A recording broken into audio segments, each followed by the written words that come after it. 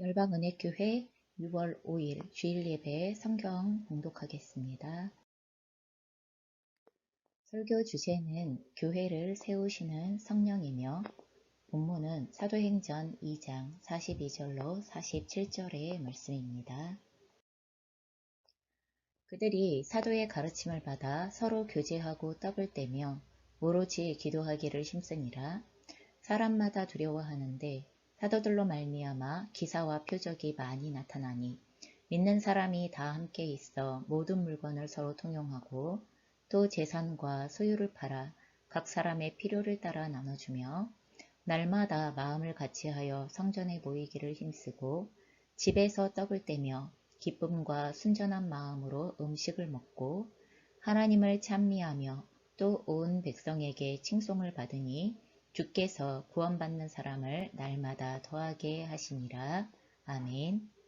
자, 오늘은 앞서 말씀드렸듯이 성령 강림주일입니다. 성령 강림주일은 신약시대, 다시 말하여서 예수 그리스도께서 이 땅에 초림하셨던 그때로부터의 예수님께서 재림하시기까지의 기간이 신약시대이고, 그리고 또한 그 기간이 말세라고 성경은 이야기를 하는 거예요. 그래서 여러분, 말세는 예수님의 초림으로부터 재림까지의 기간이 얼마가 될지는 모르지만 벌써 2022년은 됐어요. 그렇죠? 하지만 얼마가 더 될지는 알 수 없어요. 우리가 알 수 없지만 그 주님께서 오시기까지의 기간을 말세, 신약시대라고 이렇게 부르게 되어지는데요.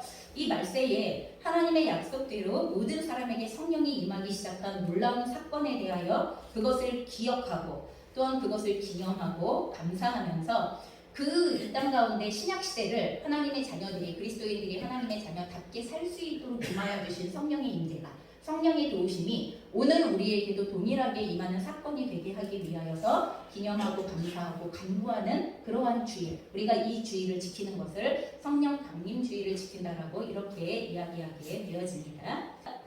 여러분, 우리가 알고 있는 것처럼 예수님께서 승천하시면서 제자들에게 너희들에게 약속한 성령이 임하기까지 기다려라 이렇게 말씀하셨습니다. 예수님은 부활하시고 나서 40일 정도의 시간을 제자들과 함께 거하시면서 자기의 부활하신 육체와 그리고 또한 지속하여서 하나님의 나라의 사역과 그리고 일어날 일들에 대하여 말씀하시기 시작하셨습니다.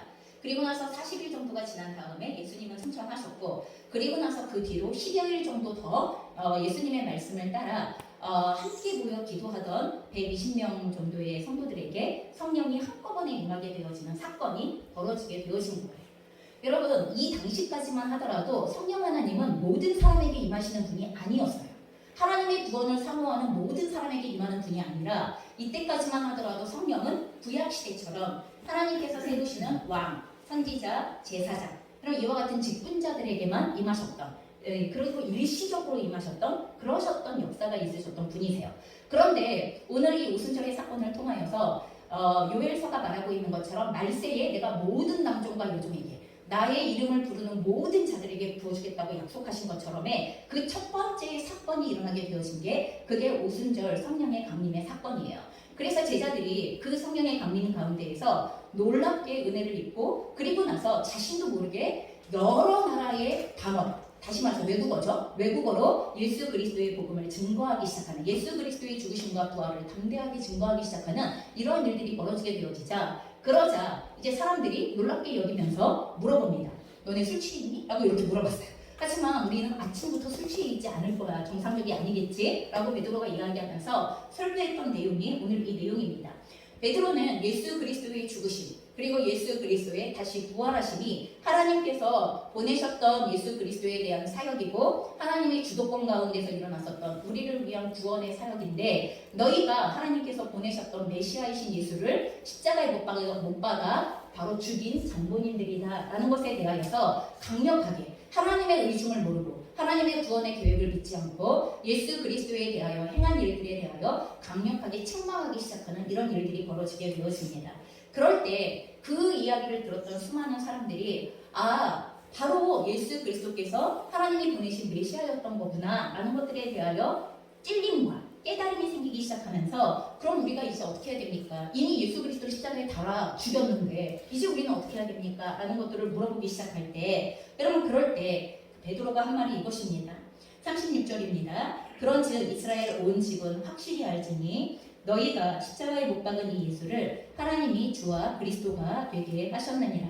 그들이 이 말을 듣고 마음에 찔려 베드로와 다른 사도들에게 물어 이르되 형제들아 우리가 어찌할꼬 하거늘 베드로가 이르되 너희가 회개하여 각각 예수 그리스도의 이름으로 세례를 받고 죄 사함을 받으라. 그리하면 성령의 선물을 받으리라. 여러분 이렇게 기록하셨습니다. 그러면서 이 약속은 너희와 너희 자녀와 모든 먼데 사람 곧 주 우리 하나님이 얼마든지 부르시는 자들에게 하신 것이라 라고 이 성령을 선물로 주시겠다고 하시는 약속이 여러분 회개를 하고 예수 그리스도의 이름으로 세례를 받는 그리고 구원을 받기 원하는 모든 성도들에게 주시는 선물이라고 말씀하시는 것입니다. 또 여러 말로 확증하며 권하여 이르되 너희가 이 패역한 세대에서 구원을 받으라 라고 요청하실 때 이 말을 받은 사람들은 세례를 받음에 이날의 신도의 수가 3,000이나 더하더라 라고 하루아침에 교회가 파일적으로 생겨나게 되어진 거예요. 예수님을 근근히 따라다니던 제자들이 120명이 성령의 임재 가운데에 성령의 세례를 받고 난 이후에 바로 이 사건을 통하여서 그 자리에 있었던 많은 사람들이 베드로의 요청대로 어떻게 했을까요? 먼저는 회개했어요. 우리가 한 일이 하나님을 못 박은 일이구나. 우리가 한 일이 하나님의 구원 사역을 거스른 일이구나. 우리가 한 일이 하나님을 알지 못한 채 죄를 짓고 있었던 것이구나 하는 것들에 대하여서 회개하고 그리고 나서 예수 그리스도의 이름으로 세례를 받고 여러분 이것이 물세례에 해당이 되어지는 거예요. 그리고 그 물세례를 받은 사람들에게 여러분 물세례의 의미는 뭐예요? 거룩하게 되었다. 너희의 모든 죄가 씻겨졌다. 예수 그리스도의 보혈로서 정결케 되어졌다. 여러분 오늘 우리가 김용래 어르신에게 우리가 물세례를 줬어요. 그럼 그것은 지금까지의 모든 죄 그리고 앞으로 지을 죄에 대하여서도 용서를 구하기만 하면 언제든지 씻겨질 것이다 라는 것에 대한 약속을 허락하여 주시는 세례가 이 물세례예요. 그래서 물세례의 초점은 거룩함과 새롭게 되어진 정결에 초점이 맞춰져 있습니다. 그런데 이렇게 정결케 되어진 이들에게 어떻게 하신다고요? 성령을 선물로 주실 것이다 라고 이렇게 말씀하신다는 것입니다. 여러분 그래서 우리가 성령을 선물로 받는 사람들의 가장 강력한 특징은 자기의 죄를 죄로 볼 수 있고 자기의 죄에 대하여서 하나님과의 관계에 있어서 자기가 어떤 죄인인가를 정확하게 인지하고 회개하고 돌이키고자 하는 사람 그리고 예수님께 용서를 받기를 원하는 사람 여러분 이런 사람들이 성령을 선물로 받게 되어진다고 이렇게 말씀하시기 시작하는 것입니다. 여러분 이렇게 초대교회는 탄생이 되어졌어요. 한 번에 3,000명으로 이렇게 이것도 놀라운 일이죠. 오늘날 누구에게나 이런 일이 일어나는 건 아니에요, 여러분. 여러분 오늘날 갑자기 모든 곳에서 이런 일이 똑같이 일어나는 건 아니지만 여러분 처음으로 성령이 임하셨을 때 바로 이러한 교회가 일어나게 되어졌습니다. 그래서 성령 강림절을 다른 말로 이야기하면 바로 교회의 공식 생일이다 라고 이렇게 이야기해요. 여기서 말하는 교회는 우리가 아까 외웠던 사도신경 함께 고백했던 사도신경 가운데에서 우리는 거룩한 공교회를 믿습니다. 여러분 예수 그리스도를 믿는 믿음 가운데에서 전 우주적으로 누구나 그 믿음 가운데에서 함께 그리스도의 지체가 되어진 사람들의 모임을 공교회라고 이야기를 하는데 우리는 이 거룩한 공교회를 믿습니다라고 사도신경에서 고백하는데 바로 이 교회가 탄생하게 되어진 날이 바로 성령 강림절에 해당이 되어집니다. 여러분 그렇기 때문에 교회는 건물이 아닙니다. 교회는 구원받고 선물로 받은 성령을 따라 동행하는 성도들의 공동체가 바로 교회다. 제가 교회고 여러분 각자가 교회이며 우리가 교회입니다. 여러분 우리가 어디에서 모여도 거기는 교회입니다. 여러분 설사 우리가 건물이 없어서 여러분 공원에서 예배를 드려도 우리는 교회입니다. 여러분 우리가 장소가 없어서 여러분 야외에 나가서 운동장에 나가서 예배를 드려도 우리는 교회입니다. 여러분 그렇기 때문에 교회를 건물로 착각하시지 마시기 바랍니다. 내가, 여러분이, 그리고 우리가 함께 교회라는 것을 기억하셔야만 합니다. 때문에 교회는 성령을 받았다는 성도들이 삶 자체를 일컫는 말이 교회라는 것입니다. 그렇다면 성령께서 세우시고 보존하시고 확장하시며 완성하게 하시는 교회는 어떤 모습이었을까? 여러분 이렇게 3,000명이나 모여서 너무 혼란스럽지 않았을까요? 갑자기 생겨난 3,000명을 도대체 어떻게 할까요? 그럼 사람이 진두지휘한다고 생각하면 그럼 그 진두지휘가 될까요? 전혀 그렇지 않습니다. 3,000명이나 되어져 버린 그 무리들에 대하여서 그렇게 사람들이 늘어날 거라고 생각도 하지 못하였을 뿐만 아니라 갑자기 늘어난 사람들을 사람들이 진두지휘하고 조직화하고 여러분 이렇게 한다고 해서 절대로 그 교회가 건강하게 세워질 수 없습니다. 여러분 그럼에도 불구하고 오늘 우리가 읽었던 사도행전 2장에 보면 교회의 모습이 어떠했는가? 여러분, 교회의 모습이 어떠하다는 건 뭐냐 하면 성령께서 세워가시기를 원하시는 교회는 어떤 교회일까? 여러분, 그 교회의 성도들이 그들에게 선물로 주어진 성령을 따라 움직였으니까 그 모양이 나온 거잖아요. 그렇죠? 여러분, 사람들의 지시에 따라 움직인 게 아니에요. 조직의 지시에 따라 움직인 게 아니에요. 행정적인 명령에 따라 움직인 게 아니에요. 여러분, 성령을 받은 한 사람 한 사람이 성령의 이끄심을 따라 움직인 거예요. 여러분, 그러니 그 교회의 모습은 성령께서 세우시기를 원하셨던 교회의 모습이라고 우리는 충분히 그렇게 이야기할 수 있는 것입니다. 오늘 우리가 읽었던 본문 가운데 보면 그러한 교회의 모습, 성령이 세우시기를 원하시는 교회의 모습을 첫 번째로 무엇이라고 이야기할 수 있냐 하면 바로 사도의 가르침을 받는데 우선적으로 힘썼던 교회이다 라고 이렇게 이야기를 할 수가 있었습니다. 여러분, 성령이 세우시는 교회의 특징은 사도의 가르침을 받는데 우선적으로 초점을 맞추는 이러한 일들을 하게 되어집니다. 그래서 42절에 보면 그들이 사도의 가르침을 받았다라고 이렇게 기록되어져 있습니다. 여러분, 사도의 가르침은 무엇입니까? 예수님께서 가르치셨던 하나님의 나라와 하나님의 나라 백성들의 삶의 내용, 여러분 그게 바로 예수님께서 가르치셨던 가르침의 내용이고, 그리고 또한 오늘 사도들이 예수님을 이어서 가르치고 있는 가르침의 내용입니다. 여러분, 저희가 마태복음 4장 23절에 보면 예수께서 온 갈릴리에 두루다니사 그들의 회당에서 가르치시며 천국복음을 전파하시며 백성 중에 모든 병과 모든 약한 것을 고치셨다라고 이렇게 기록되어져 있습니다. 여러분, 이 말씀을 통하여 발견하는 예수님의 사역은 크게 세 가지입니다. 첫 번째는 티칭, 교육입니다. 훈련이라고도 하고 교육이라고도 할 수 있습니다. 그 다음에 프리칭, 전도입니다. 그리고 힐링, 치유입니다. 그러면 이 세 가지의 사건이 예수님께서 이 땅 가운데에서 지상사역, 육체를 입고 성육신하셔서 이 땅에 사람들에게 행하셨었던 큰 세 가지의 사역의 축이라고 이야기할 수 있습니다. 그리고 그 중에서 첫 번째가 뭐라고요? 티칭, 가르침이다라고 이렇게 말씀하십니다. 여러분, 그러면 도대체 성령께서는 여러분 사도들의 가르침을 받아라고 이야기할 때 그러면 성령께서 가르치시기를 원하시는 것이 도대체 무엇이었을까라는 것들을 우리가 생각해 보셔야 하는데, 여러분 성령께서는 우리에게 진리를 가르치기 원하세요. 왜냐하면 성령의 별명이 진리의 영이기 때문에 그렇습니다. 그래서 요한복음 16장 13절에 보면 진리의 성령이 오시면 그가 너희를 모든 진리 가운데로 인도하시리니 그가 스스로 말하지 않고 오직 들은 것을 말하며 장래일을 너희에게 알리시리라 라고 이렇게 기록되어져 있습니다. 여러분, 성령은 우리를 가르치시는 분이십니다. 여러분, 특별히 뭘 가르치신다고요? 우리를 진리 가운데로 인도하는 것을 가르치고 진리 자체를 우리에게 가르치시는 분이세요. 그럼 여러분, 진리가 무엇입니까? 라고 우리가 이렇게 물어볼 수 있습니다. 여러분, 그것에 대하여 요한복음 15장 26절은 이렇게 이야기합니다. 내가 아버지께로부터 너희에게 보낼 보혜사 곧 아버지께로부터 나오시는 진리의 성령이 오실 때에, 여러분 그가 뭐 하신다고요? 그가 나를, 예수님이에요. 그가 나 예수님을 증언하실 것이요. 여러분, 진리를 가르치시는 게 성령의 일이라고 했는데, 여러분 진리를 가르치셔야 하는 그분이 누구를 증언하신다고요? 예수님을 증언하신다고요. 여러분, 그렇기 때문에 진리의 첫 번째 초점은 예수님 자체입니다. 여러분, 예수님 자체가 진리입니다. 여러분, 저희가 예수님을 잘 알면 알수록, 예수님에 대한 모든 것을 잘 알면 알수록 우리는 진리를 잘 알아가는 것입니다. 그리고 또한 진리의 두 번째 초점은 하나님의 말씀 자체입니다. 여러분, 말씀으로 우리에게 하나님을 가르쳐 주시는, 그래서 성경은 중요한 것입니다. 하나님을 알고 싶은데 성경을 읽지 않는다? 여러분, 이것은 굉장히 미련한 짓이죠. 여러분, 하나님을 알고 싶으면, 우리는 진리를 알고 싶으면 당연히 성경을 읽어야 합니다. 여러분, 진리는 뭐냐 하면 시대가 바뀌고 시간이 흘러가도 절대로 변하지 않는 것을 우리는 진리라고 하는데, 하나님께서 이 땅을 운행하시는 원리는 절대로 바뀌지 않습니다. 적용점은 바뀔지 몰라도 운행의 원리가 바뀌지 않아요. 그리고 그 운행의 원리가 어디 쓰여져 있어요? 성경에 쓰여져 있어요.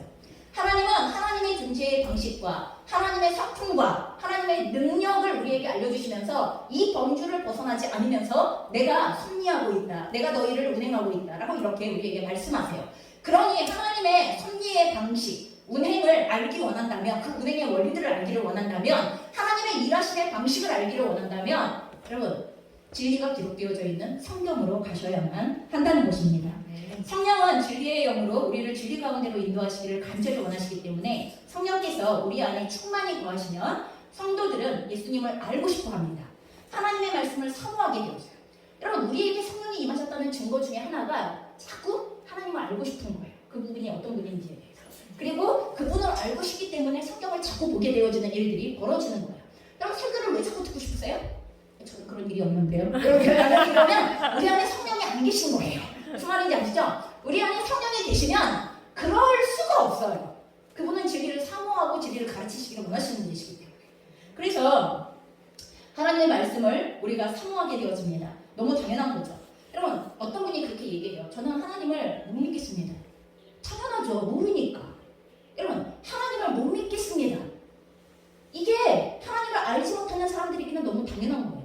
하나님을 알지 못하는데 어떻게 하나님을 믿어요? 하나님을 잘 믿고 싶으시다면 하나님의 어떤 분인가를 알아야 잘 믿을 수 있는 거예요.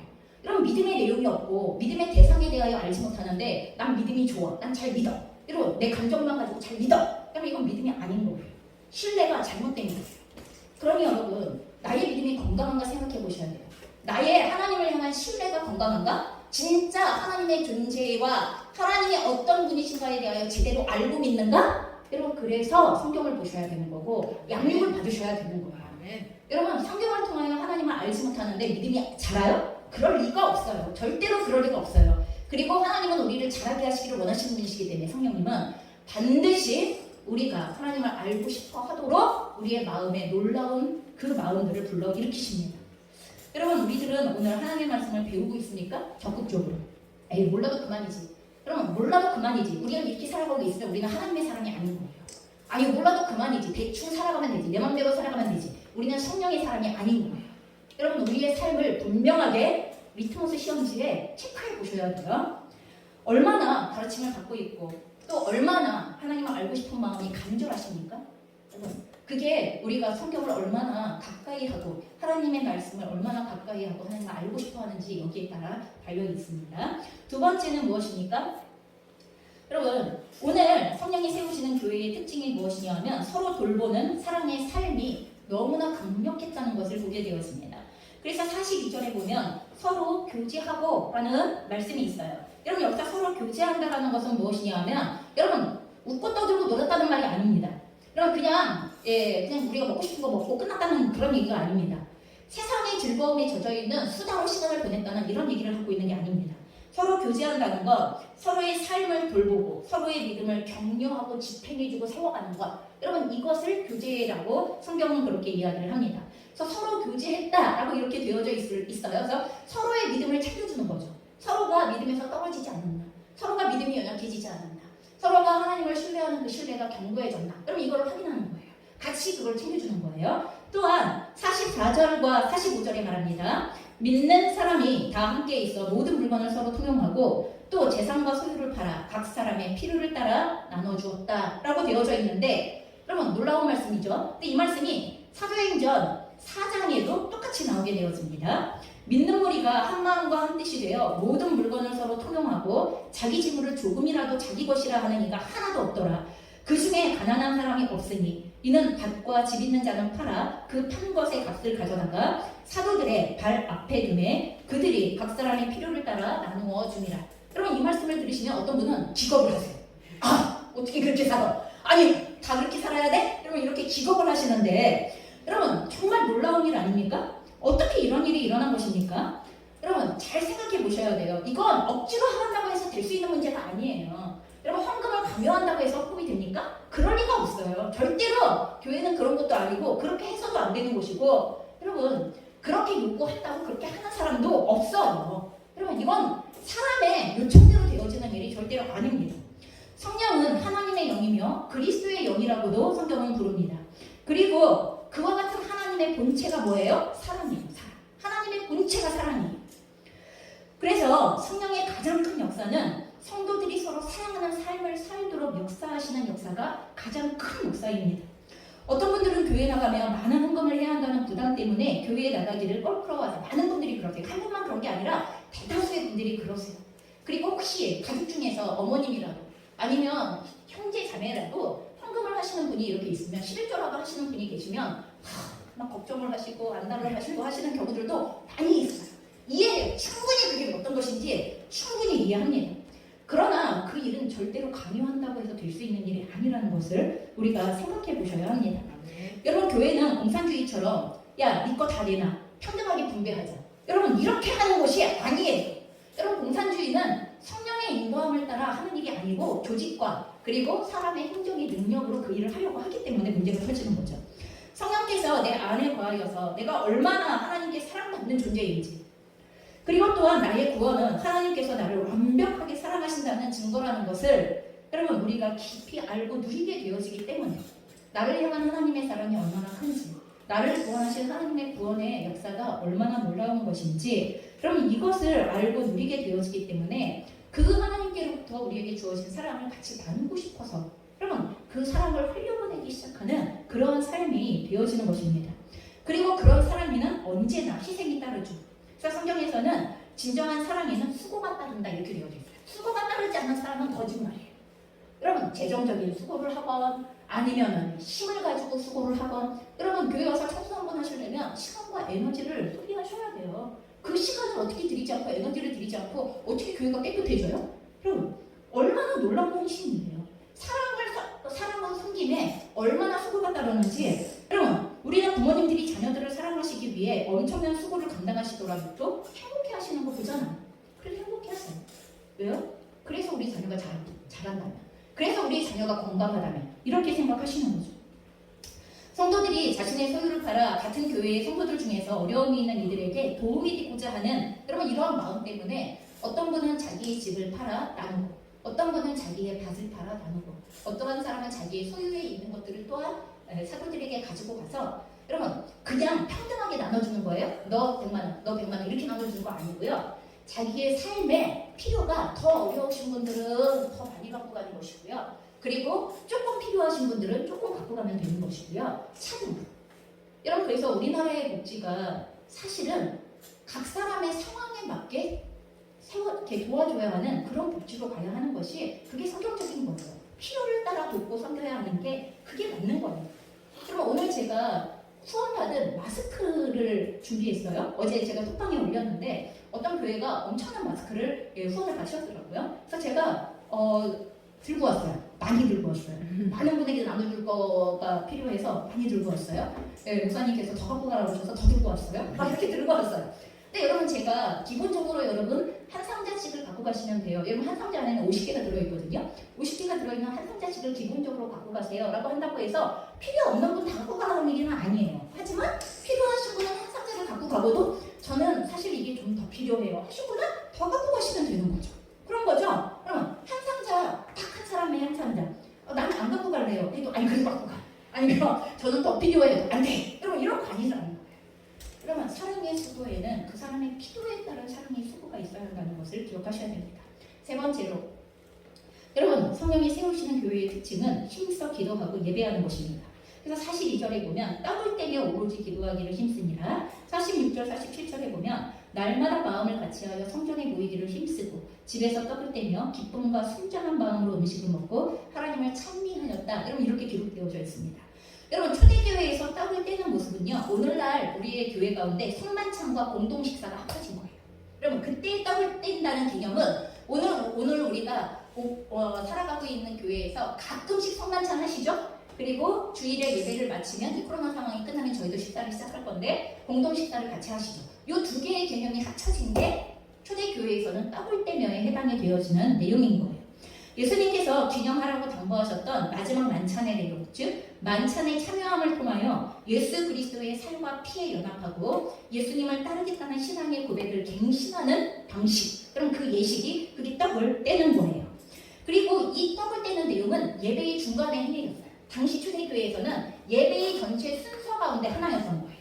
여러분 그래서 떡을 뗀다라는 말은 예배를 드리는 행위를 하는 거하고 같은 내용에 해당이 되어지는 거예요. 물론 예배에는 떡을 떼는 것만 있는 건 아니죠. 아까 우리가 읽었던 본문에서처럼 기도하는 거, 그리고 또한 하나님을 찬미하는 거, 그리고 마음을 모여 같이 모이는 거, 이런 모든 것들이 예배의 행위에 해당되어지는 그러한 내용입니다. 그러니 성도들은 마음을 같이하여 성전에 모여서 예배하는 것과 여러분 그 다음에 소그룹으로 흩어져 가정교회로 모여서 떡을 떼는 예배, 이걸 이렇게 같이 진행했어요. 모여서 성전에 모여서 전체가 함께, 그리고 가정으로 흩어져서 소그룹으로 같이. 그래서 이것이 오늘날 회중 예배와 가정 소그룹 예배, 우리가 속회라고 부르는 거죠. 가정 소그룹 예배로 이어져서 오늘도 우리의 교회에 그 문화 가운데 진행이 되어지고 있는 그러한 내용들입니다. 여러분, 성령은 본질적으로 예수 그리스도와 성부 하나님을 높이고 영화롭게 하시는 분이시죠? 여러분, 성령님은 그런 분이세요. 자기를 돋보이게 하시는 분이 절대로 아니에요. 여러분, 성령은 자기를 돋보이게. 여러분, 그래서 성령의 은사를 받았다고 하시는 분들이 하나님은 온데간도 없고 자기의 은사를 가지고 막 역사한다고 하시는 분들은 거짓말이에요. 성령의 역사 아니에요, 그거. 여러분, 성령의 본질적인 특징은 예수를 높이고 하나님 아버지를 높이는, 여러분, 이게 성령의 본질이에요. 여러분, 그러다 보니 성령이 운행하시는 예배에서는 하나님께서 행하셨던 모든 사역, 창조와 오늘의 섭리와 또한 우리를 위하여 허락하신 구원의 역사에 대하여서 찬양하고 감사함으로 하나님께 영광을 올려드리고, 그리고 또한 말씀을 통하여서 하나님의 뜻을 깨닫고 또한 그 뜻대로 살아갈 수 있기를 간절히 사모하면서 하나님의 임재와 능력을 구하는 이러한 특징을 가지고 있다는 것입니다. 그래서 하나님을 만나고 하나님의 자녀로 살아갈 하나님의 능력을 힘입는 예배와 기도를 사모한다면 여러분, 우리 안에서 성령님이 계시다는 증거예요. 저는 하나님을 높이는 게 너무 기쁘고 감사합니다. 매 순간 하나님께서 우리에게 행하신 것을 찾고 감사하는 거 저도 보기 좋습니다. 매일매일 그것을 발견하고 있습니다. 그리고 그것을 하나님을 찬미함으로 올려드립니다. 여러분, 이것이 예배의 특징입니다. 자, 네 번째, 그와 같은 교회에서는 성령의 능력과 역사가 많이 나타났다라고 이렇게 기록이 되어져 있습니다. 그래서 43절에 보면 사람마다 두려워하는데 사도들로 말미암아 기사와 표적이 많이 나타났다, 이렇게 기록이 되어져 있습니다. 여러분, 아까 우리가 성령의 임재가 있는, 그리고 성령께서 인도하시는 예배를 드렸습니까? 여러분, 그러면 예배는 절대로 예배로 끝나지 않습니다. 우리가 성령 안에서 예배를 잘 드리면 놀라운 역사가 나타나요. 어떤 역사가 나타납니까? 예배 안에서 진짜 하나님을 대면하고 났을 때 사람들 안에는 거룩한 두려움이 생기게 되어집니다. 하나님이 누구인가를 알게 됐기 때문에 나타나는 두려움이에요. 인간과 전혀 다른 하나님에 대하여 알게 되어졌기 때문에 나타나는 두려움입니다. 하나님으로 알게 되면서 나타날 수밖에 없는 두려움, 이것을 성경에서는 하나님을 경외하는 마음이다 라고 이렇게 기록하고 있습니다. 여러분, 인간이 하나님을 대하는 방식은 경외함이어야 합니다. 우리와 너무 다르신 분이시구나. 그분은 창조주이시고 우리는 피조물이구나. 그분은 모든 것을 행하실 수 있는 분이시며 모든 것을 아시는 분이십니다. 어디에나 계시는 분이시구나. 모든 걸 하실 수 있는 분이시구나 라는 것에 대한 믿음이 필요한 것입니다. 그럴 때 그분을 경외하는 마음이 비로소 시작되어지고, 잠언 9장 10절은 이렇듯 하나님을 하나님답게 인정하는, 하나님을 경외하는 것은 모든 지혜의 근본입니다 라고 이렇게 우리에게 알려주시고 있는 것입니다. 그러니 하나님을 경외하게 되면 그분의 말씀대로 행하게 됩니다. 또한 그분의 말씀대로 행하면 마음이 변합니다. 문제가 해결됩니다. 그리고 영적으로 새로워지는 표적이 나타납니다. 여러분, 말씀대로 행해야 됩니다. 여러분, 우리가 하나님을 경외함으로 그 말씀을 따라 행하면 내 마음도 달라지고 나를 둘러싸고 있는 상황과 사건의 문제들도 해결되어지고 나 자체도 영적으로 새로워지고 성숙해지는 놀라운 은혜가 일어나기 시작한다는 것입니다. 여러분, 이와 같은 놀라운 표적이 때로는 치유로, 여러분, 간절히 기도해서 질병이 나음을 얻을 수도 있죠. 그리고 또한 우리의 마음이 상함이 고침을 받기도 하죠. 여러분, 그리고 우리가 할 수 없는 어떤 것에 대하여 마음이 확 열리기도 하죠. 여러분, 내가 하지 않을 것이라고 생각했었던 어떤 것을 담대하게 시작하기도 하죠. 그리고 또한 막혀 있었던 다리가 흘리면서 관계가 해결되어지기도 하죠. 여러분, 이 모든 역사가 하나님의 기사와 표적이라는 것을 우리는 기억하셔야 됩니다. 여러분, 병든 자가 낫는 것만이, 귀신 들린 자가 쫓겨나는 것만이 기사와 표적이 아니라, 여러분, 저희가 하나님을 경외함으로 그 말씀을 순종함에 따라, 여러분, 진정한 예배를 드렸을 때 그 예배의 결과에 따라 나타나게 되어지는 것이 바로 기사와 표적이다라는 것을, 하나님의 능력과 역사다라는 것을 우리가 기억하셔야 됩니다. 그러니 기대하십시오. 에이, 오늘날 내가 어떻게 병자를 고쳐? 여러분, 병자를 고치고 정말 해당되는 게 아니라니까요. 그리고 고칠 수도 있어요. 때로는 그게 가능해요.